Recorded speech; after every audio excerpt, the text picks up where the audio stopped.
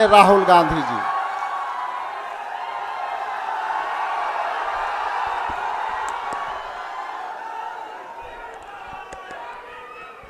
Stalin जी, तेजस्वी यादव जी, केसी वेणुगोपाल जी, राजेश राम जी, दीपंकर भट्टाचार्य जी, मुकेश साहनी जी, कनिमोझी जी, शकील अहमद खान जी, अखिलेश प्रसाद सिंह जी और stage पे India गठबंधन के वरिष्ठ नेता, भाइयों और बहनों, प्रेस के हमारे मित्रों, आप सबका यहां दिल से मैं स्वागत करता हूं। नमस्कार। आपने इस यात्रा में हमारी मदद की, अपनी शक्ति आपने यात्रा में डाली और यात्रा पूरे बिहार में यात्रा ने पूरे बिहार में लोगों के जबानों पर, बच्चों के जबानों पर एक नारा, वोट चोर, वोट चोर। अभी मैं आ रहा था, छोटे छोटे बच्चे थे, छोटा सा ग्रुप था, मैं वहां से निकला, मेरी ओर देखा और कहा, नरेंद्र मोदी वोट चोर। छोटे बच्चे, 6-6 साल के बच्चे अब बात समझ गए हैं कि हिंदुस्तान में वोट चोरी की जा रही है। अब देखिए, कुछ समय पहले अमित शाह ने कहा कि बीजेपी 40-50 साल अब राज करेगी। याद है आपको? अब राजनीति में कल क्या होगा किसी को नहीं मालूम, मगर अमित शाह को 40 साल की राजनीति मालूम है। कैसे? वोट चोर। इलेक्शन आता है, ओपिनियन पोल आते हैं और उसमें ओपिनियन पोल हमारे जो मीडिया वाले हैं कहते हैं, हरियाणा में कहा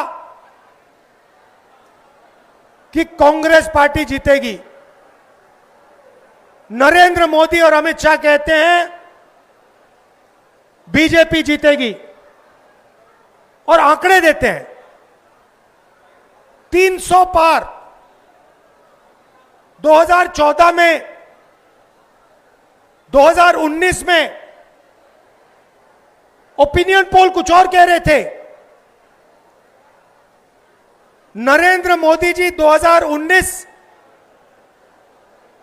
के चुनाव के बाद रिजल्ट आने से पहले प्रेस कॉन्फ्रेंस करते हैं, कहते हैं 300 सीटें आएंगी।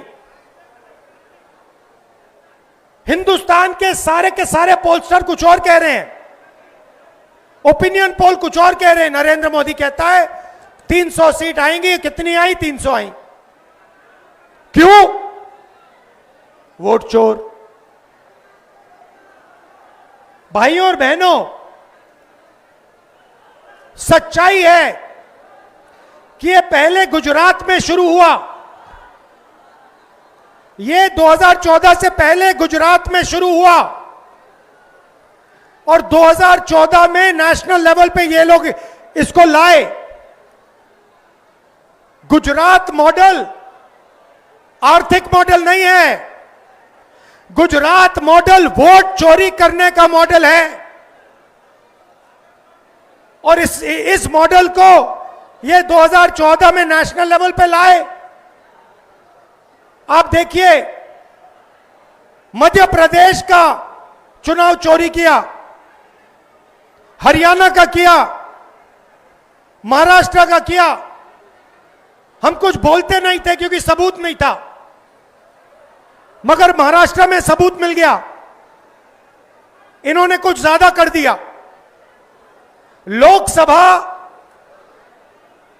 में हमारा गठबंधन जीतता है, 4 महीने बाद असेंबली इलेक्शन होता है, हमारे गठबंधन जमीन पे दिखता ही नहीं है, खत्म। फर्क क्या था? फर्क था कि लोकसभा में जितने वोट हमें मिले उतने ही हमें विधानसभा में मिले। इलेक्शन कमीशन ने लाखों वोट जोड़े, तकरीबन 1 करोड़ वोट लोकसभा के बाद जोड़े। वो सारे के सारे वोट बीजेपी के खाते में जाते हैं और उन वोटों से बीजेपी चुनाव जीतती है। हमने इलेक्शन कमीशन से पूछा, हमें वोटर लिस्ट दीजिए, कहते नहीं देंगे। हमने कहा वीडियोग्राफी दिखाइए, कहते नहीं देंगे। और उसके बाद कानून बनाते हैं कि 45 दिन में वीडियोग्राफी खत्म कर दो, डिस्ट्रॉय कर दो। तो फिर हमने क्या किया? हमने एक टीम को कर्नाटक में माधेपुरा विधानसभा में हमने उनसे कहा कि देखिए, आप थोड़ी गहराई में जाइए। मैं उन लड़कों का धन्यवाद करना चाहता हूं। 4-6 महीने 16-16 घंटे उन्होंने काम किया। मैं बताता हूं क्या किया। इलेक्शन कमीशन ने हमें पोलिंग के टाइम लिस्ट देते हैं, कागज की लिस्ट, 200 किलो कागज, 8 फुट ऊंची गड्डियां कागज की। हर लिस्ट को, एक चेहरे को लाखों चेहरों से मिलाया, एक चेहरे को लाखों फोटो से मिलाया, एक नाम को लाखों नामों से मिलाया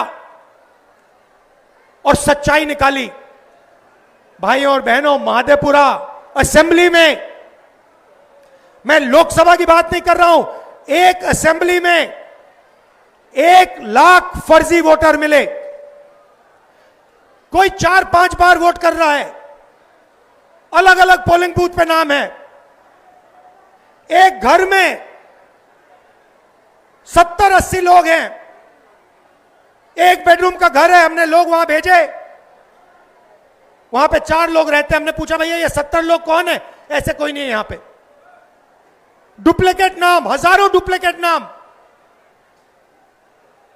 1 लाख फर्जी वोट।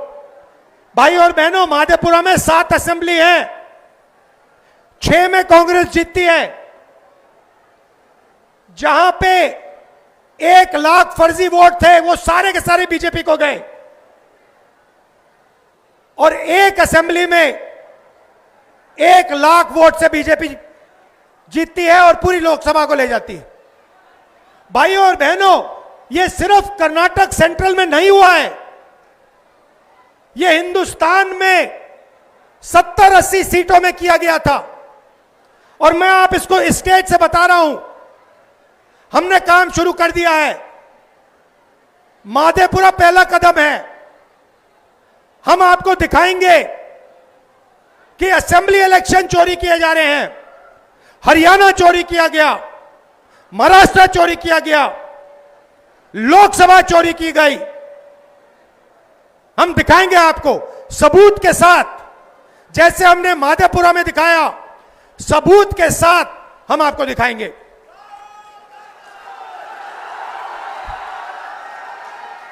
और ये वोट चोरी क्यों की जा रही है? आप देखिए, ये संविधान जो है, ये अंबेडकर जी का संविधान है। ये अंबेडकर जी का संविधान है, ये हमारे लिए पवित्र किताब है।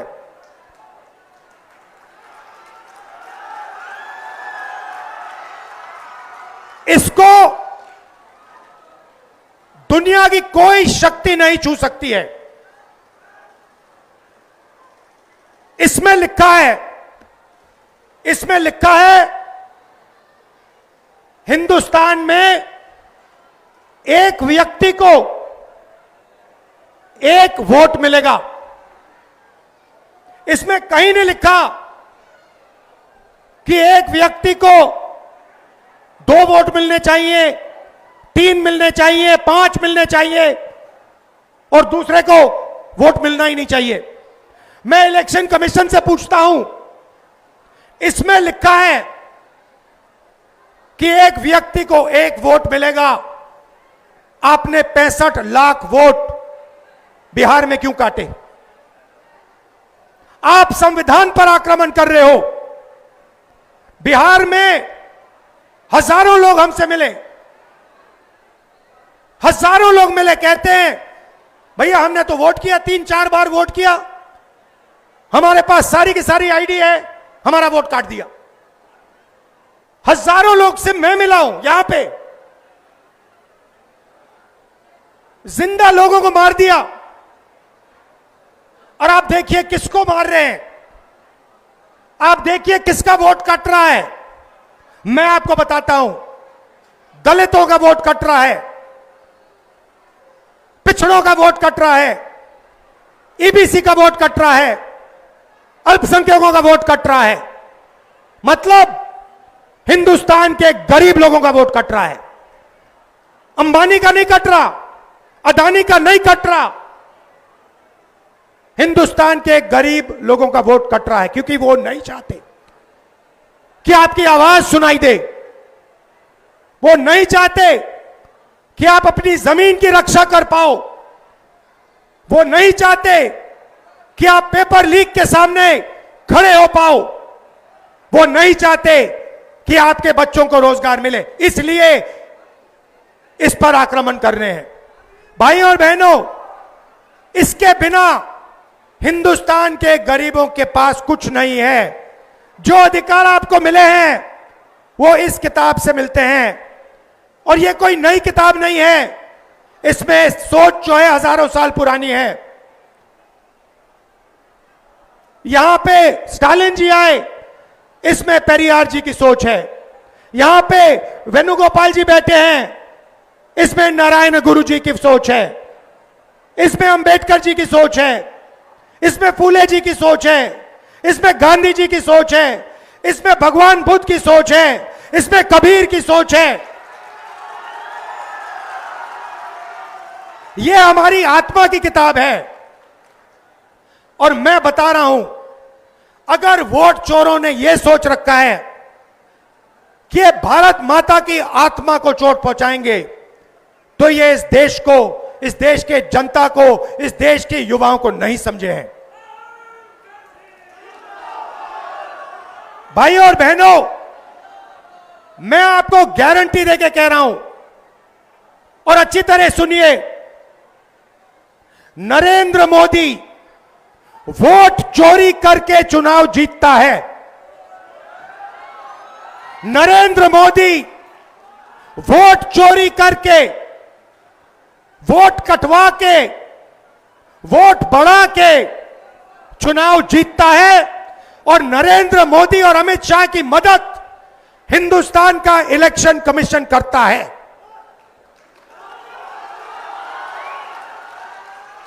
और सुनिए, 2023 में जब हमें बात समझ आनी शुरू हुई, जब हमें सबूत मिलना शुरू हुआ, एक नया कानून आता है।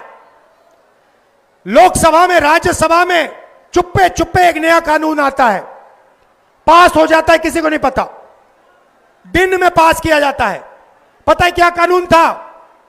कानून था कि कुछ भी हो जाए, इलेक्शन कमिश्नर कुछ भी कर दे, उनके खिलाफ कानूनी कार्रवाई नहीं की जा सकती। अब आप मुझे बताओ, ऐसे कानून की क्या जरूरत? अगर ईमानदारी से इलेक्शन कमिश्नर काम कर रहा है, तो ऐसे कानून की क्या जरूरत? भाइयों और बहनों, किसान को पीटकर जेल में डाल देते हैं, मजदूर को 2 जूते मारकर जेल में डाल देते हैं, युवा पेपर लीक के बारे में धरना देता है, लाठीचार्ज होता है, अंदर कर देते हैं, एफआईआर लग जाते हैं। मगर हिंदुस्तान के इलेक्शन कमिश्नर के खिलाफ कोई एफआईआर नहीं कर सकता है, कोई कानून नहीं एक्शन ले सकता है। क्यों? इसका एक ही कारण है, ये लोग नरेंद्र मोदी की वोट चोरी में मदद कर रहे हैं। और वोट चोरी हिंदुस्तान के ईबीसी, दलित, ओबीसी, अल्पसंख्यक और गरीब जनरल कास्ट के खिलाफ आक्रमण है। यह आपको खत्म करने का तरीका है। ये यहां नहीं रुकेंगे।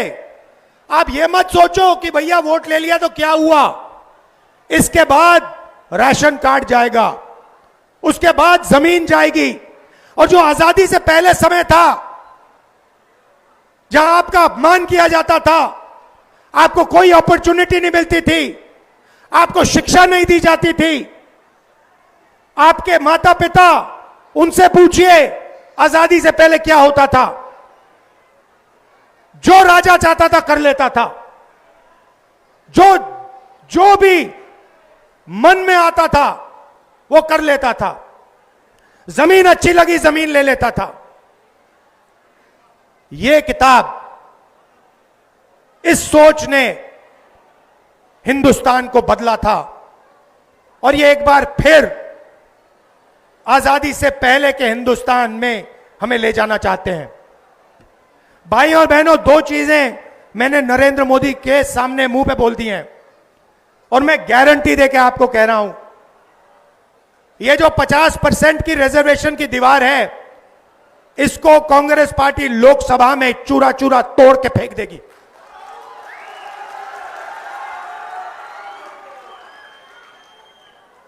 इसका चूरा बना के हम परे कर देंगे। भाई और बहनों, कॉर्पोरेट इंडिया देखिए, मीडिया देखिए। मैं आपसे पूछना चाहता हूं, हिंदुस्तान के बड़े बड़े एंकर्स हैं, टीवी पे आते हैं, आप इन सबको जानते हो।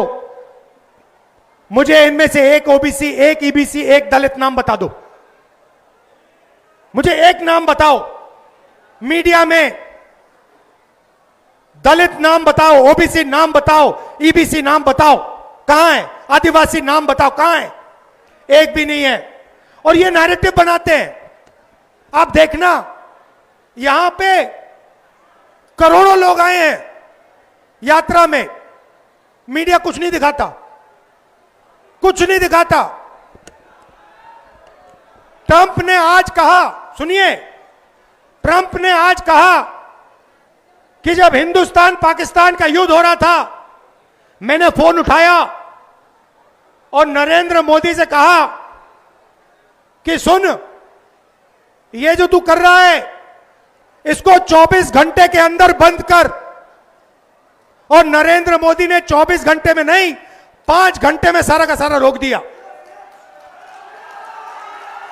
मीडिया नहीं कहेगी भाइयों बहनों, मीडिया नरेंद्र मोदी की है, मीडिया अंबानी की है, मीडिया अदानी की है, मीडिया हमारी नहीं है, तेजस्वी की नहीं है, स्टालिन जी की नहीं है, आदिवासियों की, दलितों की, पिछड़ों की, ईबीसी की नहीं है।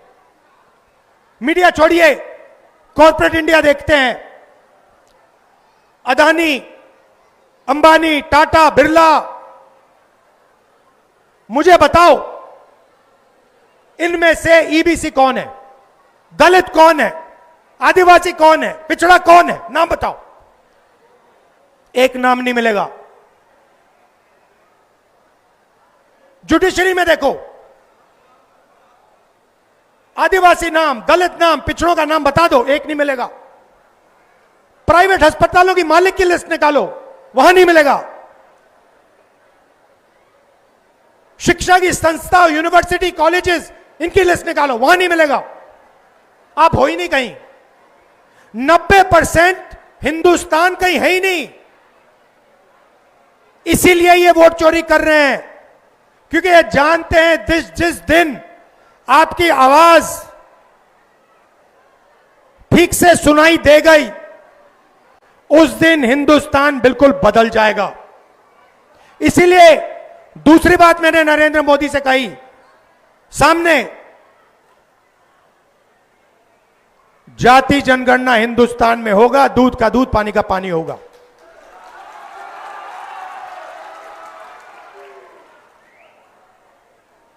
ये जो प्रदेश है, ये क्रांति का प्रदेश है। अंग्रेजों को बिहार ने ही हराया था, चंपारण में बात शुरू हुई थी। वैसे ये जो वोट चोरी की जो आग है, ये बिहार में फैल गई है और अब बिहार से पूरे हिंदुस्तान में फैलेगी। आप देखना क्या होता है, क्योंकि पिछले 10 साल से पूरे हिंदुस्तान का बेवकूफ बनाया जा रहा है, और हम सबूत के साथ आने वाले समय में आपको दिखा देंगे। जैसे माधेपुरा में दिखाया, वैसे आपको हम दिखाएंगे कि पिछले 10 साल नरेंद्र मोदी, अमित शाह और इलेक्शन कमीशन वोट चोरी कर रहे हैं और आपकी आवाज, आपके दिल की आवाज को दबा रहे हैं। आप सब आए, आपने यात्रा की मदद की, आपने हम सब की मदद की। दिल से मैं आपका धन्यवाद करता हूं। आपके बिना, आपकी शक्ति के बिना यह यात्रा शुरू भी नहीं होती। यह यात्रा हमारी नहीं है। आप यह मत सोचो कि यात्रा तेजस्वी जी, भट्टाचार्य जी, साहनी जी, राहुल गांधी हम कर रहे हैं। नहीं, यात्रा आपकी है, आपकी आवाज है यात्रा में। हम आपकी आवाज के साथ खड़े हैं, मगर शक्ति आप में है, ज्ञान आप में है और आप में देश को बदलने की ताकत है।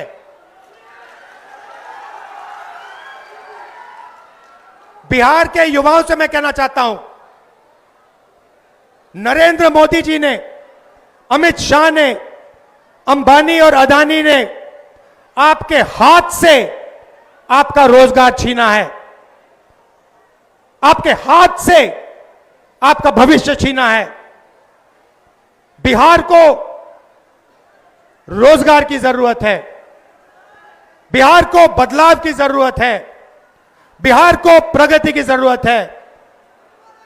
वोट चोरी रोकना प्रगति और रोजगार के लिए पहला कदम है। आप सबका फिर से धन्यवाद करता हूं। मेरे भाई स्टालिन जी का धन्यवाद करता हूं, इतनी दूर से आए, गर्मी में हमारे साथ चले, दिल से धन्यवाद करता हूं। तेजस्वी जी का, साहनी जी का, भट्टाचार्य जी का, राजेश राम जी का, शकील अहमद जी का, कांग्रेस की टीम का। आपने पूरा दम लगाया और यात्रा को सक्सेसफुल बनाया। धन्यवाद। जय हिंद, जय बिहार।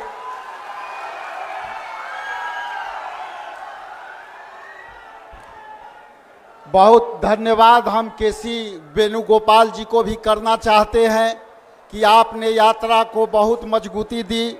और तमिलनाडु से आई कानी मोझी जी, जो इस वहाँ के सांसद हैं, उन्होंने इस यात्रा को ताकत दी। मैं उनको भी आभार प्रकट करता हूँ, धन्यवाद देता हूँ।